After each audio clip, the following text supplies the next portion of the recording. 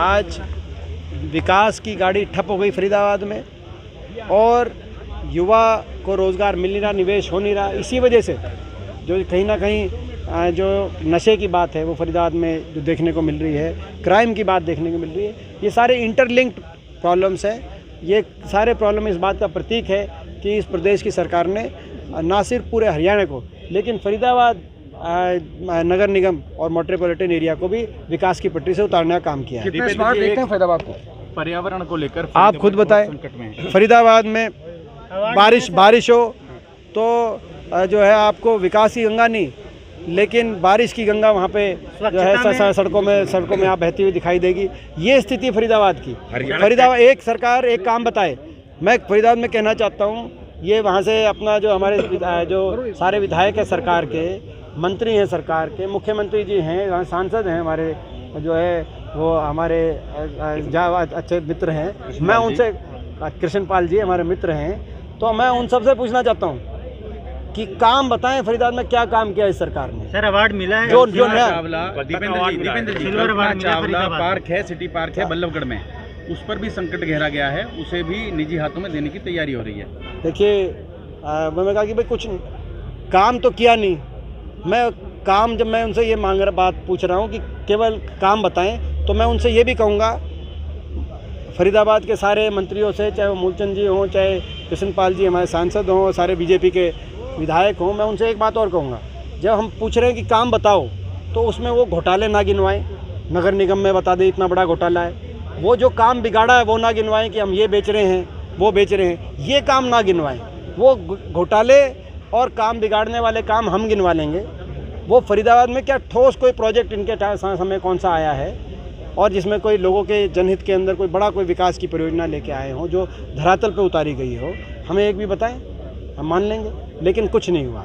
फरीदाबाद को दोबारा से जो विकास के रास्ते पे लेके आने का प्रयास हमारी सरकार में किया गया था और तेज़ी से फरीदाबाद आगे बढ़ा था, आज दोबारा से उस विकास को ठप कर दिया गया है। केवल घोटालों की खबरें फरीदाबाद से आती हैं। ठीक कर रहा है। आज खट्टर सरकार ने ना सिर्फ हरियाणा की अर्थव्यवस्था चौपट करी है, हरियाणा के विकास को पटरी से उतारा, लेकिन युवाओं के भविष्य को भी पटरी से उतारना काम इस सरकार ने किया। आज प्रदेश का युवा देश में सबसे सर्वाधिक बेरोजगारी दर झेल रहा है और ये हम नहीं कह रहे, ये मोदी सरकार, केंद्र सरकार कह रही है कि आज हरियाणा में सबसे ज़्यादा बेरोजगारी है और स्थिति अलार्मिंग है। नीति आयोग कह रही है कि अंडमान निकोबार, लक्षद्वीप और हरियाणा में बेरोजगारी की स्थिति अलार्मिंग है। बाकी दोनों तो टापू हैं, वहाँ पे निवेश भी नहीं हो सकता, कोई संभावना नहीं। लेकिन यहाँ पे ये स्थिति होना, हरियाणा तो दिल्ली के 3 तरफ है, ऐसी स्थिति होना बड़ा गंभीर स्थिति है। ऐसे में जो युवा कांग्रेस की नई टीम गठित हुई है, हम लोग प्रदेश में युवाओं के भविष्य को लेकर लड़ाई लड़ेंगे। नितिन सिंगला जी के नेतृत्व में कांग्रेस, युवा कांग्रेस की जो पूरी टीम फरीदाबाद में जो जीती है, ये जिलाध्यक्ष बने हैं। मैं बहुत बहुत शुभकामनाएं इनको देता हूँ पूरी टीम को। और प्रदेश के देखो मुद्दे जो हैं, वैसे मैंने कहा बेरोजगारी बड़ा मुद्दा है। बेरोजगारी के अंतर्गत कई प्रदेश की में ना तो निजी रोजगार, क्योंकि निवेश नहीं हो रहा, निवेश दर शून्य तक आ गया, पलायन हो रहा है। और सरकारी रोजगार में जो व्यापक घोटाले सामने, 38 भर्ती घोटाले सामने आए।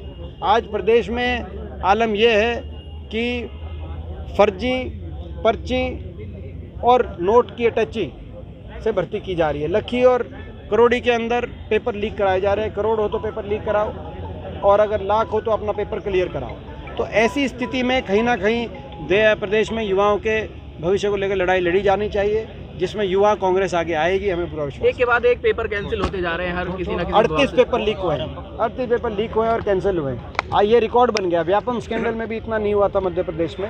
तो इसकी सीबीआई जांच हो, हमारी ये मांग है।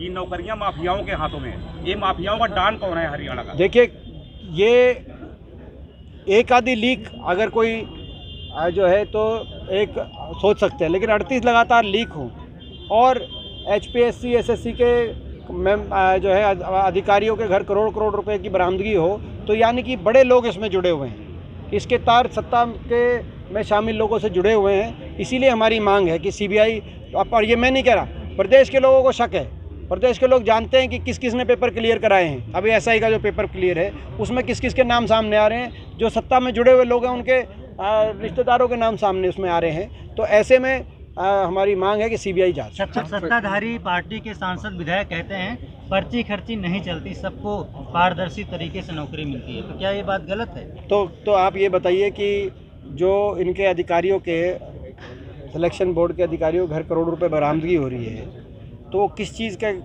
जो है वो अपना किस चीज़ की दिहाड़ी मिल रही है उनको? बिल्कुल सर। नितिन सिंगला, लखन सिंगला टीम से उम्मीदें क्या हैं? बहुत किस उम्मीद दिशा में है। आगे बढ़ना है? देखिए एक तो उम्मीद फरीदाबाद के युवा सही दिशा देने में एक अग्रणी भूमिका निभाएं नितिन सिंगला जी, और एक बहुत अच्छी सच्ची भावना से लोगों से का ये काम करते हैं, बात करते हैं। तो ऐसे में नितिन जी से बहुत उम्मीदें हैं, इस टीम से बहुत उम्मीदें हैं। जहाँ तक लखन जी की बात है, ये बहुत मजबूती चुनाव लड़े इस बार, बहुत कम वोटों से ये जो है विधानसभा का जो चुनाव था, क्योंकि उस समय भाजपा ने बड़े बड़े नारे दिए थे 75 पार 85 पार, लेकिन उसके बावजूद एक दिन भी घर नहीं बैठे ये लोगों ने। बहुत बड़ा बहुमत कहते हैं इनको आशीर्वाद दिया, बहुत बड़ी मतों का आशीर्वाद दिया, और फरीदाबाद में एक विपक्ष की भूमिका का अदा करने का जनादेश इनको प्राप्त हुआ, और उसकी भूमिका इन्होंने इतनी बखूबी निभाई है। दिन रात लोगों के अधिकारों की लड़ाई वहाँ पे लड़ रहे हैं, लोगों के हकों की लड़ाई लड़ रहे हैं, कि हमें विश्वास है आने वाला समय